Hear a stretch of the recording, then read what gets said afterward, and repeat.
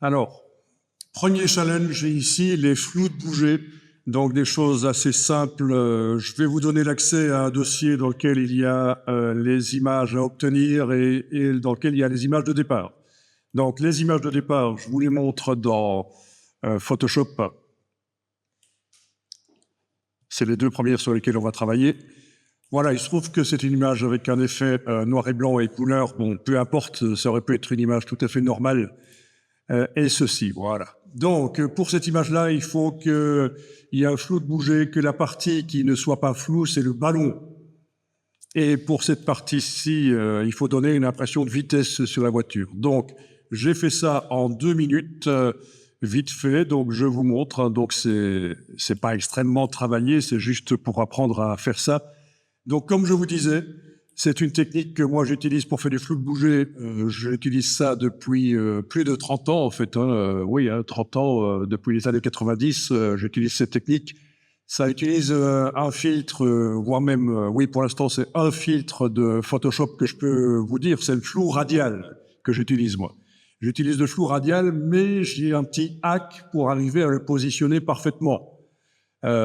Est-ce qu'il existe maintenant dans Photoshop une autre manière de faire des flous radio? Ça m'intéresse que vous me le disiez parce que voilà, ça fait partie de ce que vous pouvez apporter. Peut-être que vous allez dire, oui, il existe depuis lors une autre méthode meilleure. Donc voilà, l'idée, c'est d'obtenir ça ou d'obtenir ça. Voilà. Donc remarquez qu'ici le visage a été un peu déflouté, sinon c'était pas génial qu'il y ait du flou sur le visage, mais c'est quand même le ballon le centre d'attention en fait. Voilà, donc comment obtenir ces images-là? Je vous les ai mis sur un drive que vous allez obtenir en tapant ça dans la barre d'URL de navigateur. Et vous allez arriver dans un dossier qui va ressembler à ça. Il faut aller dans le dossier FEF 2025 et là-dedans, vous avez image de départ. Voilà, donc je vous montre, c'est ceci. Donc, comment obtenir cet effet avec, voilà, vraiment cet effet de perspective, de vitesse. Et en même temps, la voiture, elle ne subit pas nécessairement le flou. Alors, il y a des trucs bizarres ici. Hein. On a du flou devant la voiture, ce qui n'est pas normal, mais ça peut être réglé. C'est parce que j'ai fait ça à la va-vite. Donc, il y avait... Voilà, je vais ouvrir l'original de cette voiture-là.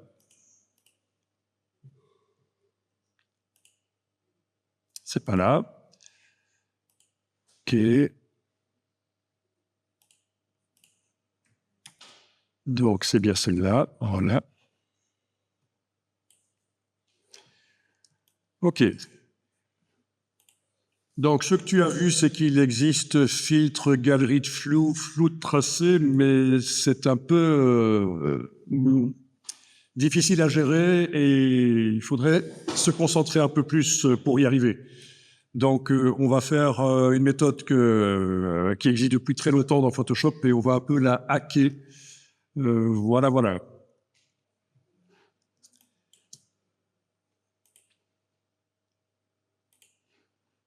Donc, si vous allez dans le menu filtre flou, vous trouvez quelque chose qui s'appelle flou radial. Voilà. Avec un effet de zoom, différents niveaux de qualité. Je vais rester en normal, mais si on veut vraiment que ce soit bien lissé, il faudra prendre supérieur. Et la valeur qu'on peut mettre dessus. Voilà. OK. Et voilà. Donc, c'est pas bien positionné, bien sûr. Donc, j'annule. Édition annulée. Je vais réessayer. Donc, le dernier filtre que j'ai utilisé est là au-dessus. On voit que si je fais CTRL, commande F, ça va réouvrir. Non, ça va réappliquer le filtre. En fait, si je fais CTRL, commande F, ça réapplique le filtre. C'est pas ce que je veux. J'annule. Je veux retourner dans le dernier filtre utilisé. Donc, je fais Option, commande. Là, ça ne marche plus. OK, ça ne marche plus. OK. Avant, ça marchait. Il faut juste, en fait, enfoncer la touche Option quand on va là-dedans. sur la première ligne. Vous connaissiez ça? Touche option, vous allez sur la première ligne là qui vous montre, la première ligne menu filtre qui vous montre le dernier filtre utilisé et ça réouvre le filtre sans l'appliquer. Ok, donc vous avez ici la possibilité de positionner, bien sûr, donc je vais positionner à peu près là où ça doit aller. Ok, voilà, et c'est pas très bon parce que vous voyez que ça s'habille là. Ok, c'est pas bon non plus, donc, mais on s'approche du bon résultat. Donc j'annule. Donc je vais vous montrer la méthode. Vous n'avez pas une idée? Non. Filtre, flou radial. Ici, je vais enfoncer la touche Alt et le réinitialiser. Ok, il faut qu'il se mette au centre pour la suite. Le problème, c'est que j'ai été chipoté ici. Haha, c'est malin ça. Voilà, ok, c'est bon. Filtre, flou radial. Ok, il est bien revenu. Non, il n'est pas revenu au centre. Il n'est pas revenu au centre. Ça, c'est n'importe quoi. On n'arrive pas à le remettre. Ah, mais si, c'est peut-être bon comme ça, en fait. Réinitialiser. Allez savoir. Ok, je vais le mettre comme ça manuellement au centre. Donc, il ne faut pas toucher au centre, déplacer le centre du filtre. Bon, si je relançais Photoshop, il est possible qu'il revienne parfaitement centré. Pour la suite, il faut qu'il soit parfaitement centré quand on l'applique. Donc, ok, donc l'astuce. Allez-y en même temps que moi. Vous prenez l'outil de recadrage.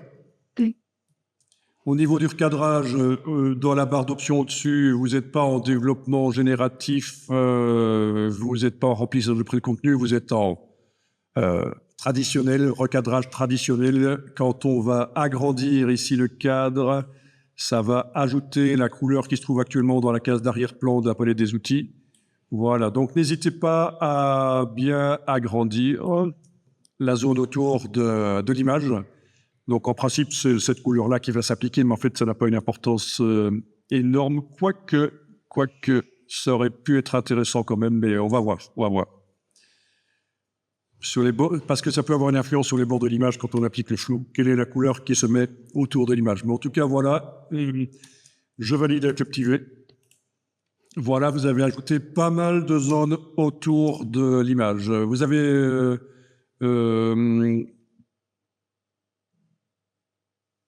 avez enfoncé la touche, oui, mais il n'y avait pas besoin d'enfoncer nécessairement une touche. Vous avez agrandi la zone, voilà. Ok, validé. Ensuite, vous prenez ici l'outil de sélection rectangulaire et vous allez vous positionner, toujours en étant en zoom arrière, c'est pas plus mal. Vous positionnez sur le point de fuite, en fait. Bon, évidemment, ici, il n'y a pas besoin de tracer parce que la route va très loin dans la photo, à l'arrière-plan.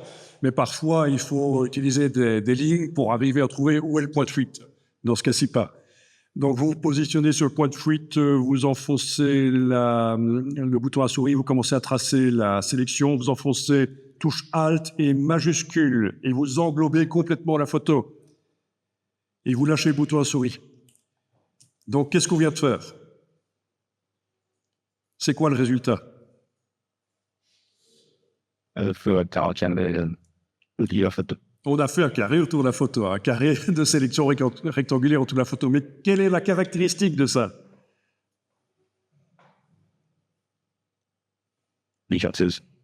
Exactement, c'est ça l'idée. Mais attendez, n'allez pas trop vite.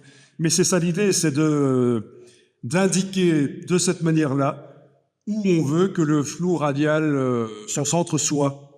On fait en sorte que la partie de l'image où le centre du flou radial doit aller, eh bien, ce soit le vrai centre de l'image.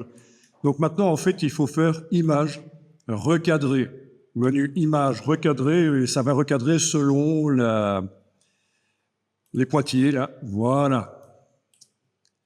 La sélection, on n'en a plus besoin. Je peux faire sélection, désélectionner. Le centre de l'image, c'est là où doit s'appliquer le flou radial. Il suffit maintenant que j'aille dans le menu filtre flou radial ou alors avec la touche option ici, première ligne, Voilà, en ayant bien le flot qui va s'appliquer au centre. Et comme j'ai été chipoté tout à l'heure, c'est pas évident, mais ça devrait aller. Voilà. On va appliquer. Je vais peut-être appliquer une valeur un peu moins grande, en fait, parce que je suis pas certain que la valeur 63 là que j'avais choisie, c'est peut-être un peu trop fort. Donc, je vais y aller petit à petit. Donc, option zoom, qualité normale, c'est bon. OK. Ah, ça prend du temps. Et voilà.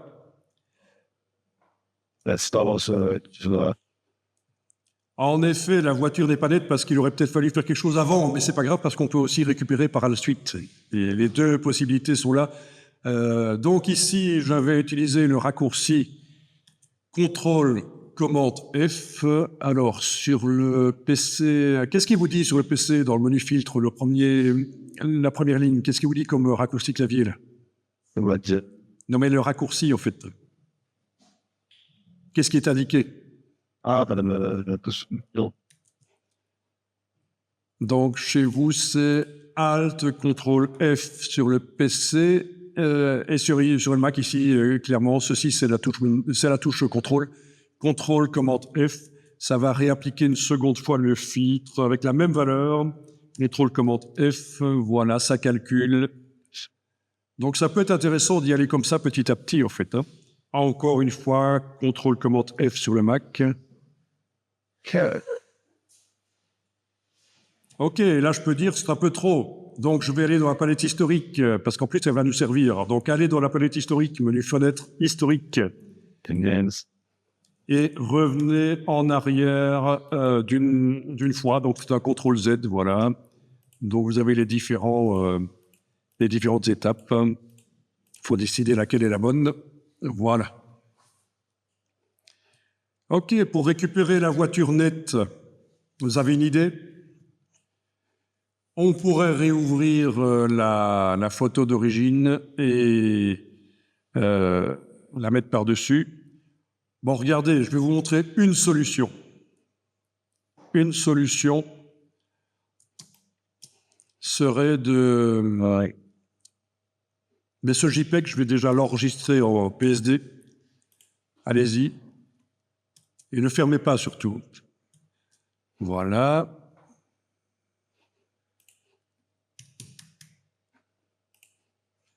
Donc, je vais peut-être même renommer un peu ici pour raccourcir. Voilà. Et le format PSD Photoshop. Voilà. Donc, je vous montre... ah oui, mais ça va pas marcher ici. Ça va être compliqué. Ça va être compliqué. En effet, il faudrait aller rechercher l'image d'origine, la ramener par-dessus... voilà, faire un système de masquage ou c'est une sélection avant de ramener la voiture. Donc tout ça est un peu complexe. Donc voilà la solution que je vous propose, moi. Avec la palette historique, vous allez mettre l'icône de forme d'historique juste avant cette histoire de flou radio. Ça veut dire que quand vous prenez la forme d'historique ici, vous allez pouvoir passer. Et alors, moi, je suis en brush qui n'est pas à 100% en fait. Hein. Comme ça, j'y vais un peu plus petit à petit. Donc, j'ai mis la brush forme d'historique à peu près à 50%.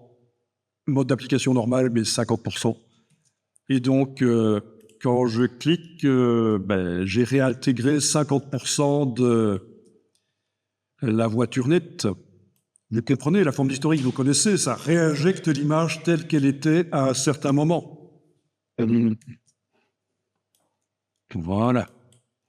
Et alors, je peux assister un peu plus. Voilà. Là. Ah, j'annule si c'est pas bon. Hein. Je fais du... Voilà, je reviens en arrière si il aurait dû être plus précis.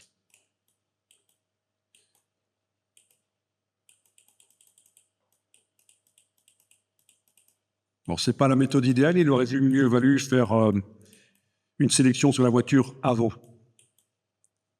Mais la palette historique permet de récupérer, en fait, comme vous voyez. OK.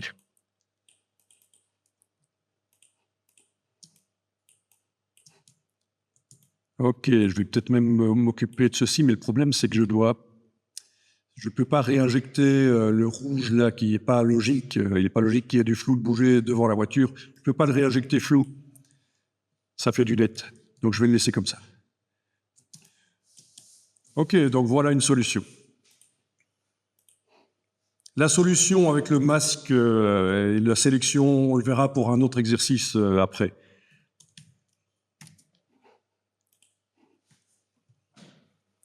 Voilà.